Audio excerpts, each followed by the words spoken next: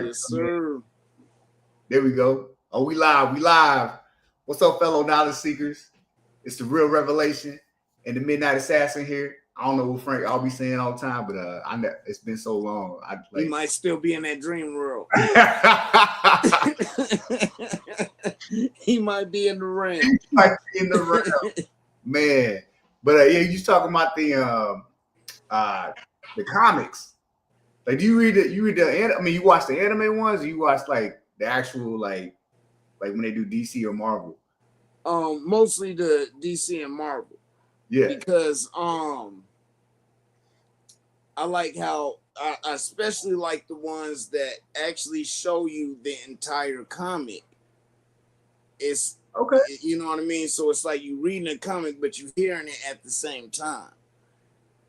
And because there's some comics I haven't been able to get my hands on, but I found them on YouTube, and especially the newer ones, because where I live, we get things late. I mean, we get things late. So, oh, yeah, I've been going hard on the ones like the anime ones, and it's like the ones I catch. All the main characters are all like overpowered, and so like those are the ones that just fill my feed up all the time. And it's like sometimes it'll be like an hour, sometimes it go like 3 hours, and sometimes it'd be like 8 hours long. I'm like, dang, But yeah, the anime. I'm new to the anime. Like my son, he'll be coming to me telling me about stuff to where I'm like, wait, what are you talking about? Like, okay, I need to check that out. You know? Matter of fact, there's a video I'm gonna send you. It's these stop motion videos. And it's this whole multiverse saga that's been going on for like the last 3-4 years. And I can understand because motion comics takes a long time. What's this dude doing? You see this dude down the bottom? Nah. Thank you. There you go. Frankie J in the building. Oh, he in a different spot. Where you at? I'm in Florida. Oh, okay. So I'm late because light-skinned, so don't get deported. Oh, you look, you're right. I usually argue with the light skin comment, but you're right. Oh, I'm blessed. Say, yo, this dude right here.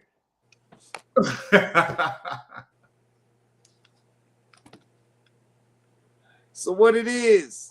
Hold on, what the hell going on around here? Oh man, I don't see how nobody do a phone screen. This is small, man. It come out regular. Right. Yeah. My bad, y'all, man. I set it up, and then when I came back down, it was on the iPad. It was telling me I got to go in and give Safari access and all that. So I was trying to figure that out, and next thing I know, shoot, it was 11:02. Ooh. So I was like, let me just sign in on my iPhone. What up, y'all? What up, y'all? What up? My comics. That's just cut me off on purpose. Yeah, Buster. Yeah. That you was trapped up there in the dream realm. Yeah. Yeah. With the Furies. Man. I thought for sure he was gonna go to battle. Women. Man. Oh, they was so conniving. Woo! Man.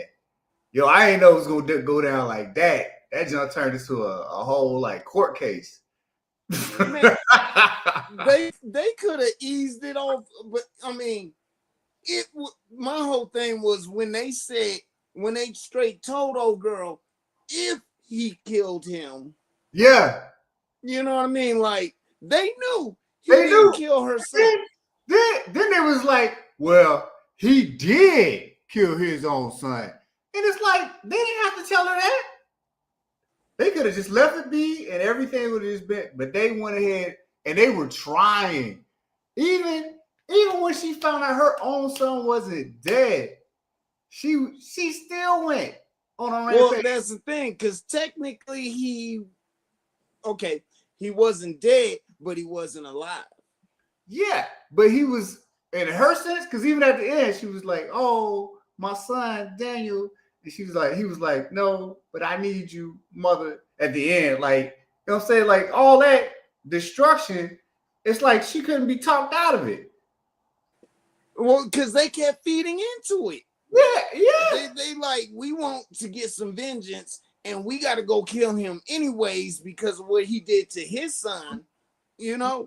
Yeah. But see, because Daniel was technically Dream's son, right? Was he? I don't know. Because he was born in the dream realm. Yeah, but what? Or conceived and born in the dream realm. See, that's the part I didn't really get. It was like, was he Dream's son, or was he just like he was the first human conceived and, you know, born in the dream realm? Was he conceived by Dream? No. So he's not really Dream's son then. That's why I said technically. Yeah. Like, but that's what in reality, Dream did kill his son, just not the son she wanted vengeance for. Yeah, he killed his actual son. Yeah. Yeah. But so I think they were playing her to be able to do what they were going to do anyways. It just made it a lot easier. Yeah, because she was like, "Oh, there's nothing I can do," and it was like, "Well, we can't do nothing because he, you didn't ask him to kill your son, but he really did kill his son. We just want you to know that he killed his son. We can do something." And then she was like, "Oh, well, do that then." And then that's when they gave her the powers and stuff. I was just like, "Oh man, it was the fates. They all got together. Like it's like they wanted it more than me." But I think it was a lot of unsaid parts in there to get us to the plot of the Furies. Because Morpheus, it was like Morpheus, what was it, Constantina and the Corinthian and a couple others, they could have sat old girl down and said, "Hey, this is what happened. Loki and such took your kid." Like they said it, but nobody ever looked into it. Like Green tried to tell her. Yeah. And she was not tried to tell her, like, "Hey, you've been deceived." She wasn't trying to hear it. Yeah, he needed to hear from other people. Said he wasn't deceived. Right. And she was told that the people that took them aren't who they appear to be. Right.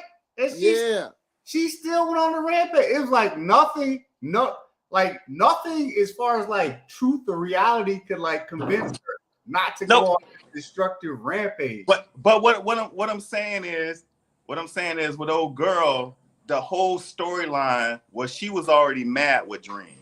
You know what I'm saying? She didn't want to hear anything from. Can y'all call that though?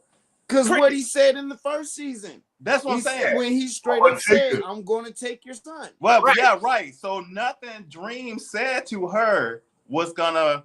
Him saying it once or twice, she never went on a rampage. No way. She needed to hear it from somebody else. She needed to probably hear it from Lucian, Constantina. She needed to hear it from somebody, but they never got into that. That's what I'm saying. Like, we got to the plot line of the Furies, like, boom. Like, Furies like, "Yo, we taking you out, Dream," and that was it. Yeah. She never went on a rampage until she found out, "Oh, Dream killed my son." And then when she found out it wasn't true, she still went on. She got told numerous times that 1, he didn't take the kid, 2, he didn't kill the kid, and was told over and over that he didn't kill the kid, and then 3, the kid's still alive, and she's still destroying the kingdom. Like, it's like, she had no reason and she was still going. Right.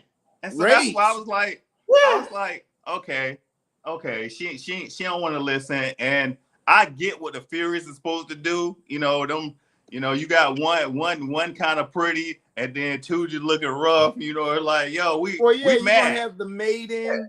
Y'all know the history of them.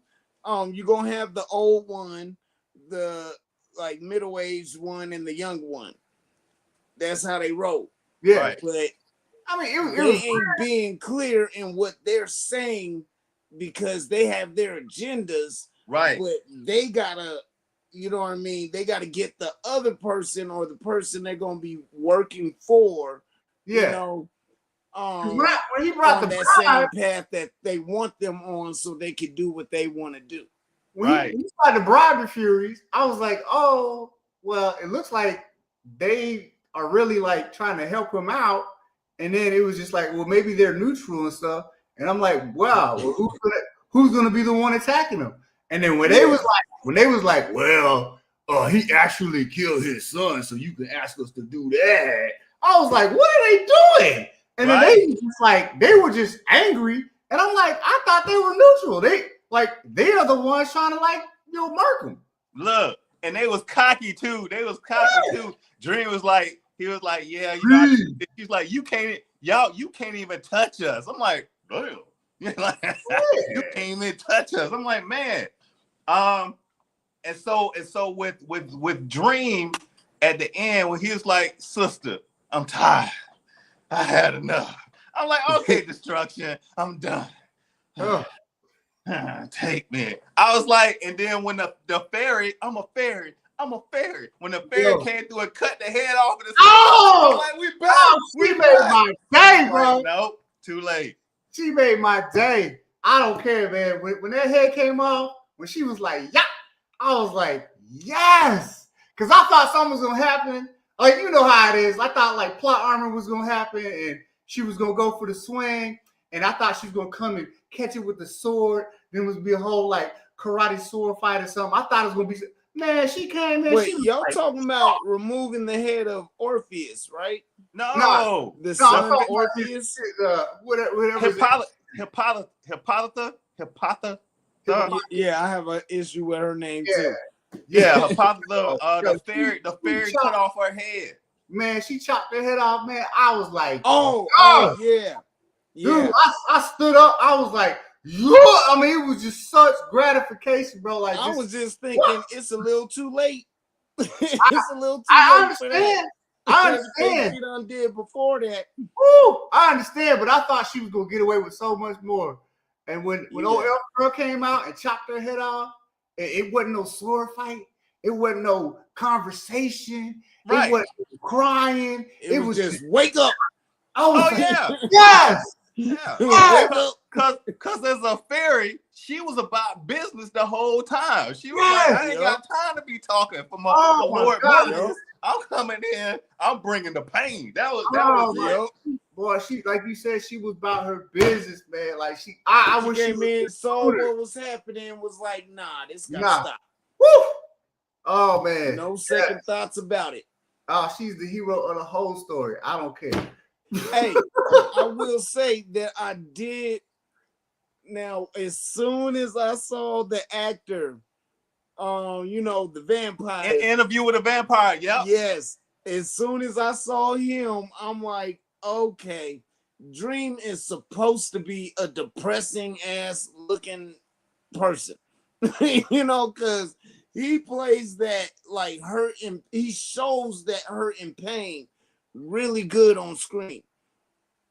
And I will say that I was a little upset about how he was with his mom. Of course, I understand, like when he's like, nah, you didn't do anything wrong, but it's like, oh, that was emotional to me, because it's like he wants to hurt her because of what she did to his predecessor, not even knowing why he has such an attachment to his predecessor, not knowing why he's there, but yet he's like, when he looks into it, touches the gem, and it's like, yeah, you didn't do anything wrong, but neither did I. So we just both in this position because we in this position. Right. And I thought, I think they did really good with that. But of course, my favorite episode had me feeling like Thanos. Like, I understand why Thanos felt the way he felt. Because the Endless, that's DC, right? Yeah. But yet, they let you, and because of who they had playing her, it was just like I would understand Thanos completely after that special episode. Because one, death is fine as hell. And you know what I mean? And it just like, yeah, I would fall in love with a woman like that. Never to see her again. Man, that episode right there was my favorite out of all of them. Out of all of season 2, my favorite was that Death, the Cost of Living. You stupid. That's a good one. Yeah. So Death is she is a nice looking sister. I ain't gonna lie, she's a nice little sister. I like Hippolyta too. Her character on screen when they made her up and made her evil, she looked even better. But I wanted to go back to Destiny. Is it Destiny? Delirium. No. I'm Destiny. Well, it the depends brother. on which side, because they all have 2 sides. The brother. Destruction. No, the black brother. The one that reads ahead of time, he knows everything. Oh, okay. Destiny. Destiny. Right. I'm thinking of Delirium. I like the part where him and Delirium met, and then it was several of the Destinies. Yeah. She brought it to Dream's attention. He's like, okay, so it's not written yet. Like, I forgot about that part of Destiny's thing. Like, he breaks off until stuff is actually written. I thought that concept was pretty nice. And then I'm still trying to piece together the Delirium part. Like, what is her part in there? And then why did her dog get lost and go to that lady who helped out Hippolyta and put her to sleep? The dog lady. I'm trying to figure out why Destruction's dog ended up lost and she's looking for her dog. And so Destruction of Dream. Oh, good point. Yes, well said. Well said. Good point. Because for a minute I was thinking Destruction, like he ran because he didn't want to see the destruction of humanity. But based on what you just said, it sounded like he more so didn't want to see the destruction of one of his family members. And that look, going back to Death and that scene where she came to Dream, and then you know how she was talking to Dream in a low voice like brother, sister, and then she kind of got a little angry, and then they echo her voice with all that power. She was like, stop, hold on. I was like, damn. Like when they had no talking, like to go from a regular voice to a God voice or a supreme being voice. I thought that whole choreography, the sound and everything was perfect, because the last that episode I actually watched on my iPad with my big earphones on, and they had everything in there perfect. Like you heard the changes, you heard the power in her voice was like, damn. I got up, I'm like, oh, she about to activate the pain on the Furies, but then she was like, nah. Now hold on. Go a little deeper into how you felt hearing that.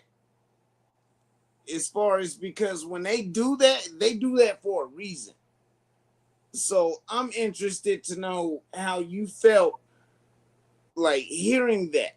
You know what I mean? She was coming from a position of power. She was coming from a position of power.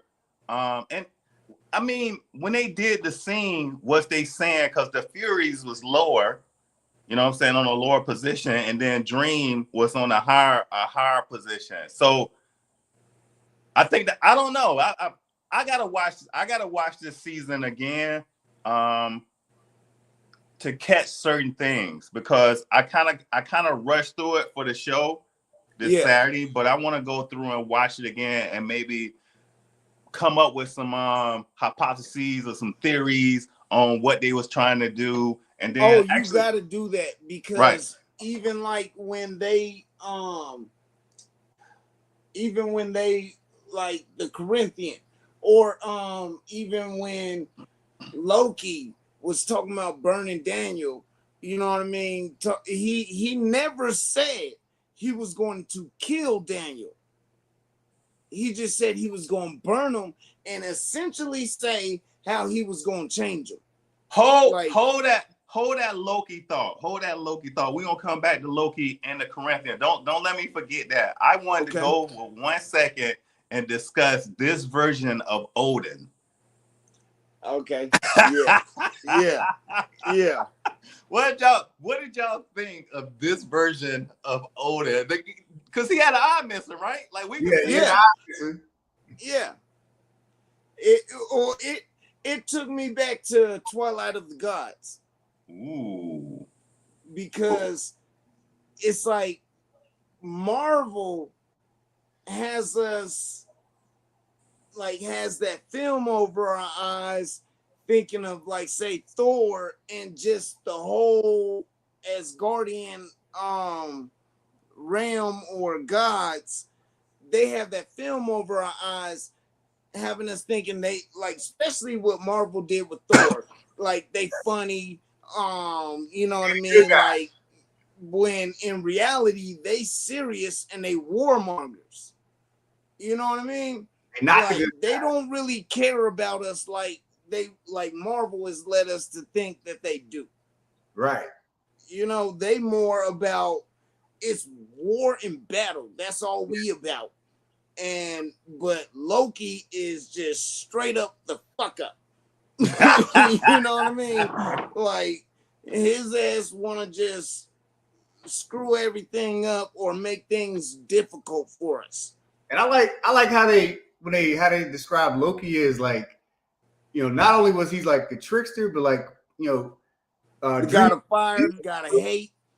Dream made a deal with him, and it like to anybody else, it'd be like the perfect deal. It's like, you know, eternal torment, or just like when I need your help, like help me out.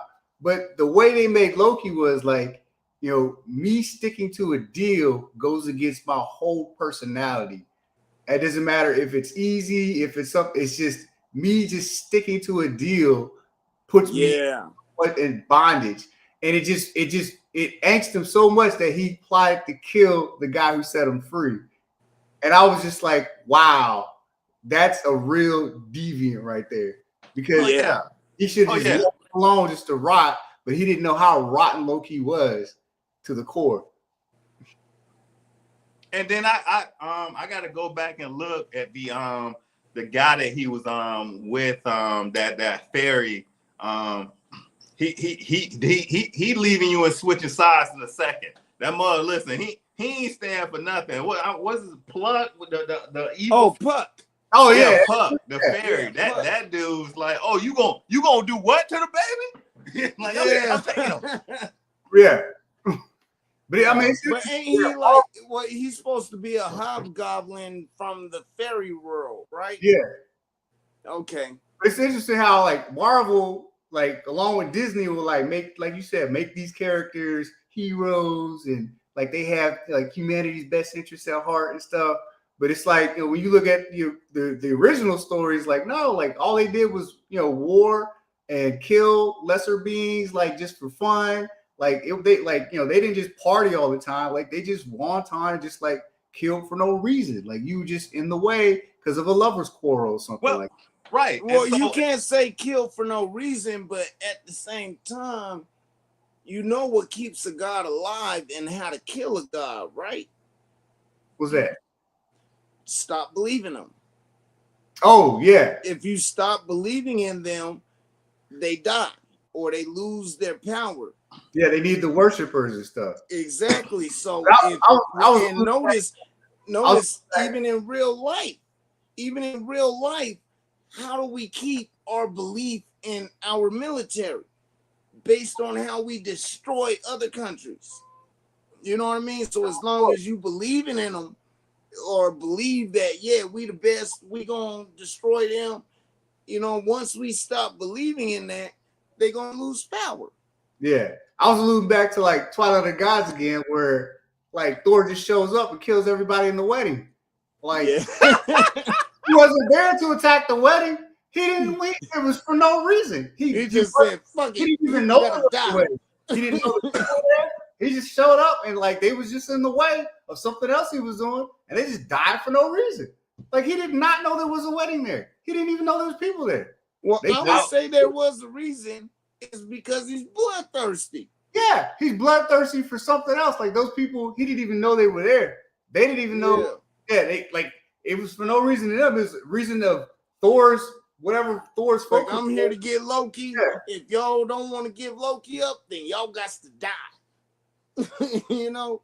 But hey, look. So look. Imagine if in Avengers 1 when Thor came to get Loki and Iron Man stood in the way and Captain America and Thor just laid waste to him. That's a good one. That is like, this is how the story's supposed to go down. You don't give me Loki. Yeah. Ain't no regular ass human in some costume or suit is going to stop me. Yeah, it's like the mermaids. Mermaids in Disney, they make the mermaids all friendly, but in the real stories, mermaids kill people. Like they lure you to kill you, and like it's like Disney. Well, Marvel is Disney now, but like they doing the same thing. Yep. And I'm pretty pissed because my stock in Disney has been going down. Like, I'm about to start in Disney thinking, hey, the MCU doing good, but after Infinity War or Endgame, that shit's been going down ever since. So something. So that's what I was saying. I think what I like about the entire story of the Sandman is you couldn't really get a grasp on who was, if you just went with good and evil. We know Loki was the fuck up of the family. We got that. But with a lot of other stuff, it was hard to pinpoint who you wanted to be side with, where you was with different things, because I understood what Destruction was saying when he was like, man, I just kind of tired. And then we seen the story arc where Dream went from being somebody who was about the rules, his position, you had to follow him, to somebody who was about, well, is these rules right? You know what I'm saying? Should we let people suffer like his son? And I think for me, the reason why I resonate with that so much is because that's kind of like my life in the military. I went from being strict rule by the rule book, this is how you got to do it, to now I'm questioning things in life and like, hold on, that's supposed to be the right way. So that's what I resonated with Dream's story arc and what they said and what he said and what he was going through. But did we ever get how old was that dude? Tens of thousands? I mean, how old was he? Millions of years old to get to the point he was at? Like, yeah. It's time to retire, dog. Dream was like, it's time to retire, dog. I'm tired. Isn't Destruction an older brother? Yeah. Of Dream? Yeah. Yeah. I think he was just done. So we do know it was Destruction, Death, and Dream. Because Death and Dream, in their conversation, they said, she's like, yeah, I've been here with you since the beginning. So I guess you would need actual beings to dream.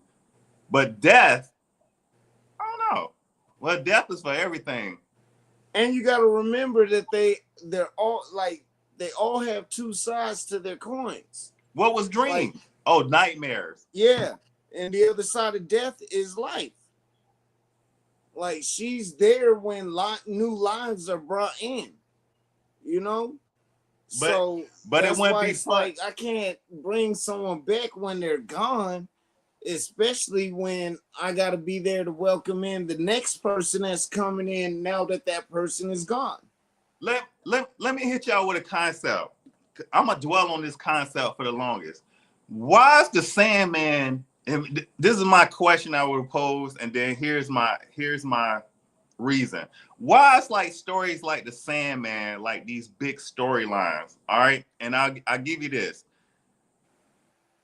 Except for Dream's name, with the two sides. So you got Destiny, that's kind of good, but then you got Death. Why we wouldn't name her Life? Because she's there at all the beginnings. Then you got Destruction. Why you wouldn't call this dude Calm? Like we always. So we went from Delirium. I can't remember what her other name, and then what was the other sister? Despair. Like her other name before, like Despair to us sounds better. Death sounds better. You assuming? Destruction sounds better, not Calm. Yeah. Like why his name couldn't be Calm? You know, or Destiny, things to come, bright future. Because all them negative sides is endless, right? And so with the seven brothers and sisters, now that I think about it, their names, someone was if you was to break it down in half, you say positive and then negative. Because Dream to me is a positive, but then Destruction negative, Delirium negative, Death negative, but then you got Despair negative. Oh, I gotta write them down. Yeah. And then you got you got Desire.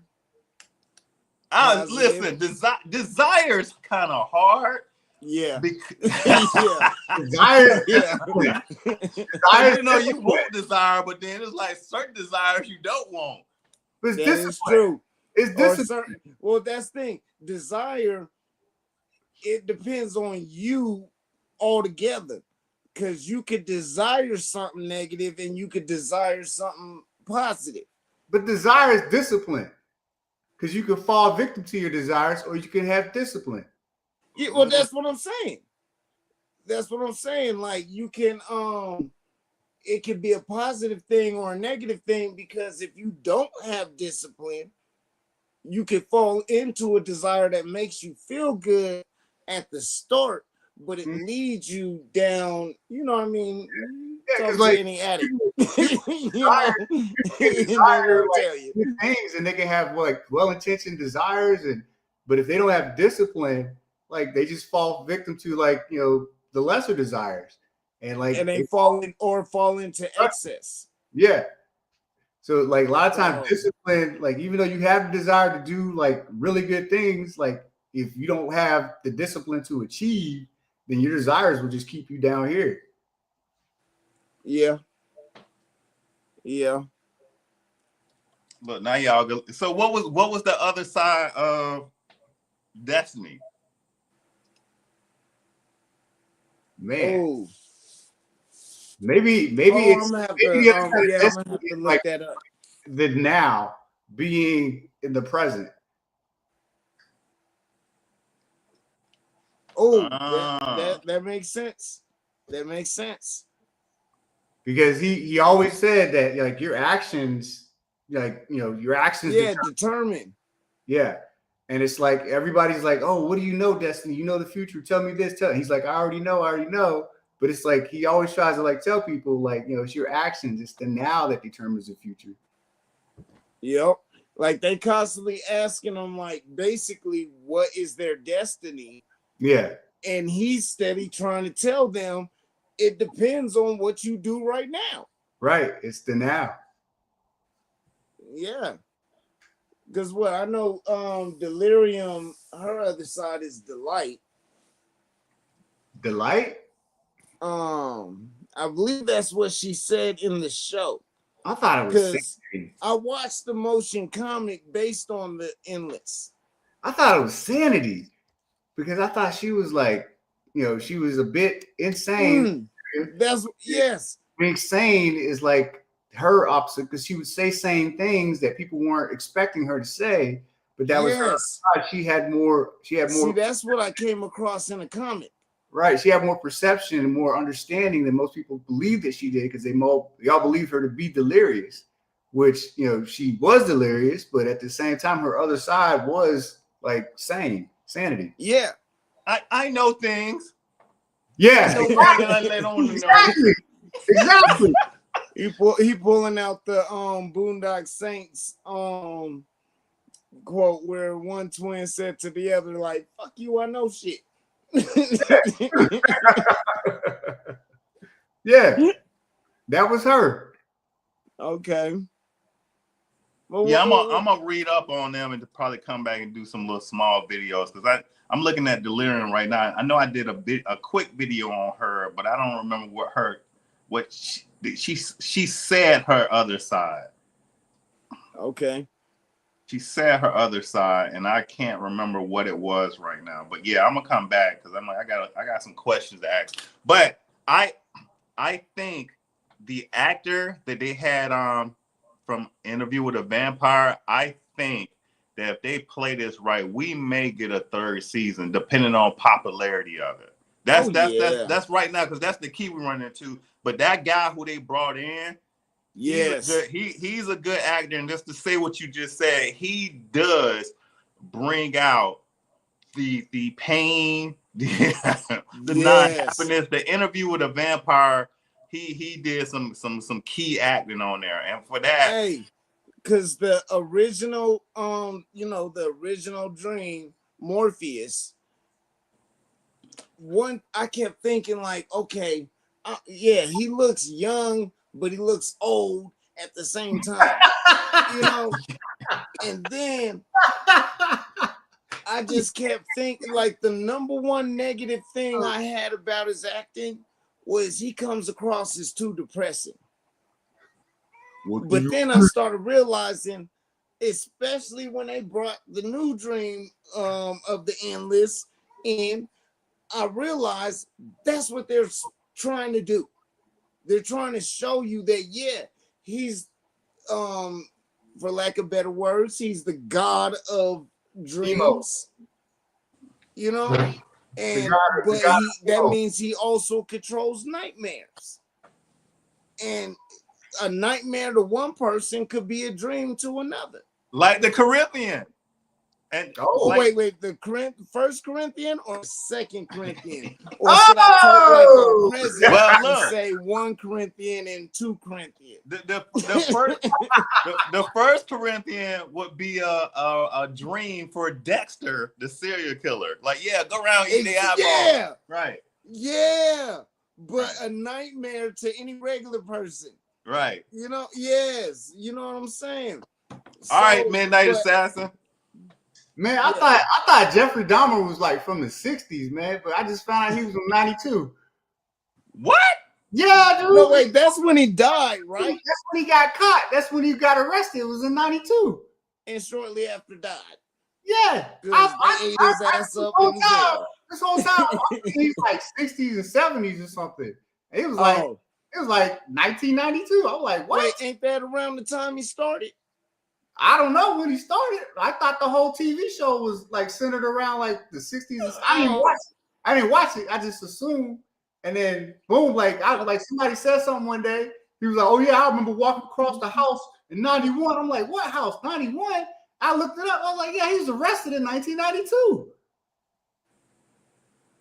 He might have started in the 60s, but they couldn't prove that. So, but I believe he had a lot of work in this. He definitely had work in the 80s, obviously, and he had work in the 70s too.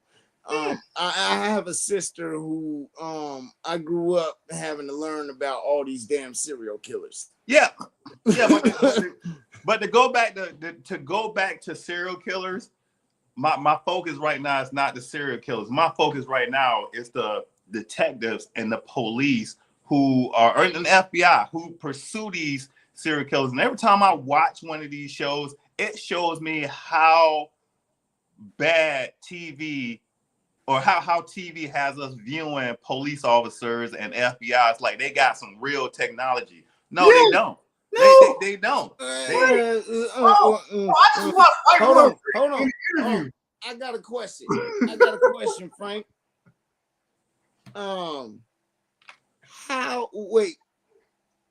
Because you said to bring it back to the serial killers, then you started talking about serial killers.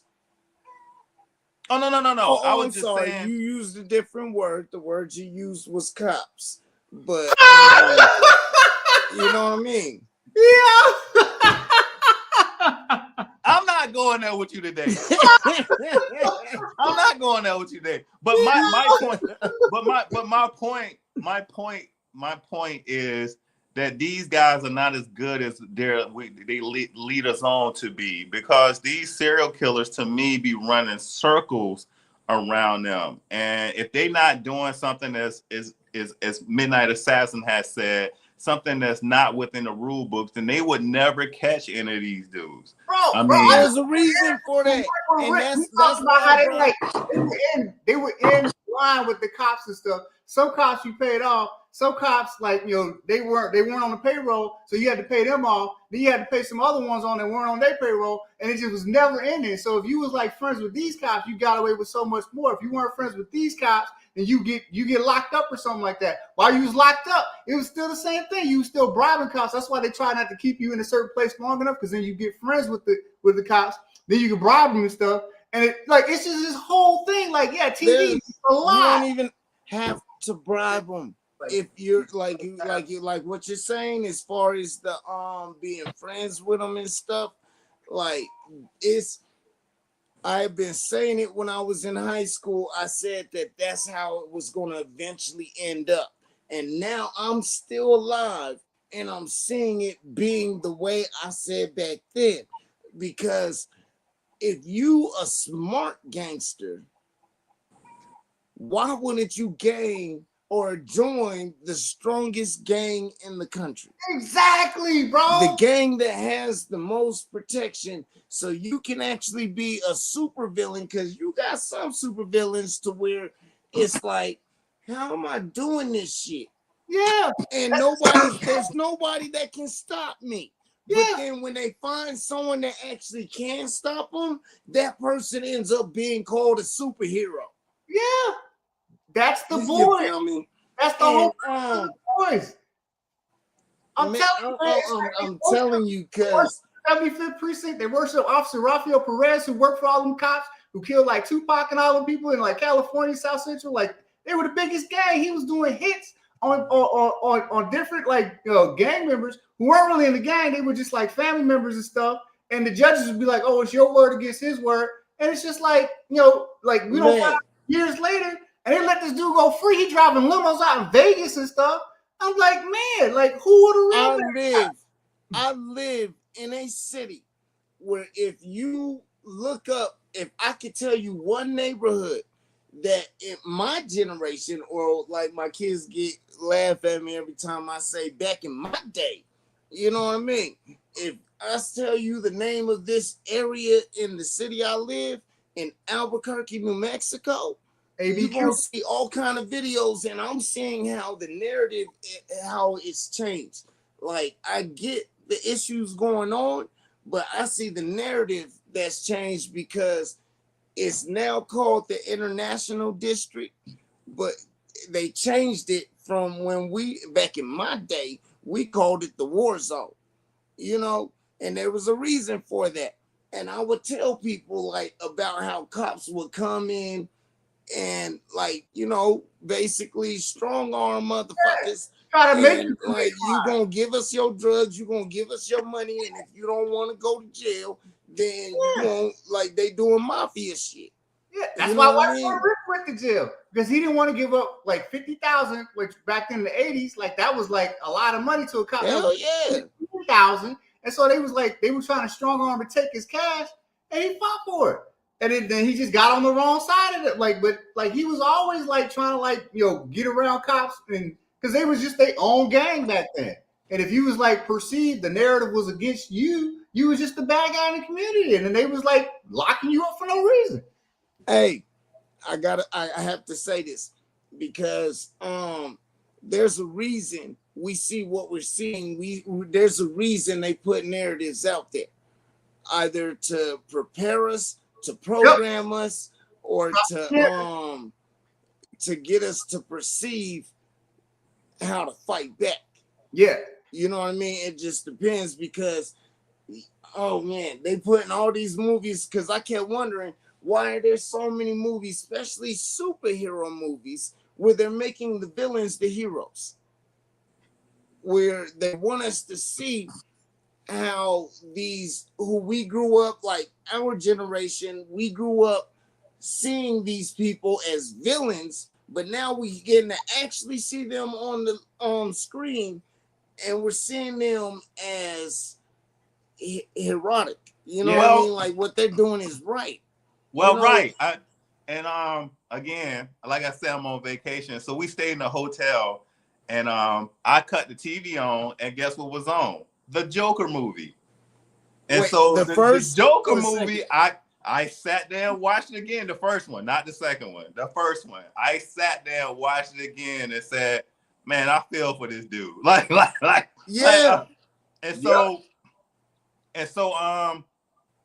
they did. You're right. Growing up, they would just give us this quick intro to how the villain was made, and then boom, we gone. And then that was it. So like Lex Luthor, I understand why he evil, but we know why. He's power, corruption, that kind of stuff. And you say he's evil, right? They've already tried it. They made a president a couple times, and like you got to see his side, and then when you see he's evil. There's no question about him. No, they gonna make him good. I'm telling you. Why? But already done it with Injustice. They gonna make this guy good. Y'all keep thinking like, oh, this will never happen. Oh, why? No, he gonna be good. I can't see that happening now. But because originally I would say every time we seen Lex Luthor, no matter what, he's evil. Well, there's no except for one storyline in CW. The CW storyline, they kind of made where it was Superman and he had the twins. Yeah, that one. Yeah, I can Lois understand Lane came out the legs, and she put him in jail. So when because he got out of jail, put him in jail, right? Because of the laws of a white woman. No. The majority of the population outnumber white men. I'm just saying, yeah. And then listen, right. That's what I'm saying. I like that show. I did enjoy that show. And wait, hold on. You did watch the first season of Peacemaker, right? Ooh. Yeah, up until one of the episodes. Wait. Until that indicates that you didn't watch the whole season. No. Are you kidding me? Ooh. We over here talking about racism. He ain't watched Peacemaker.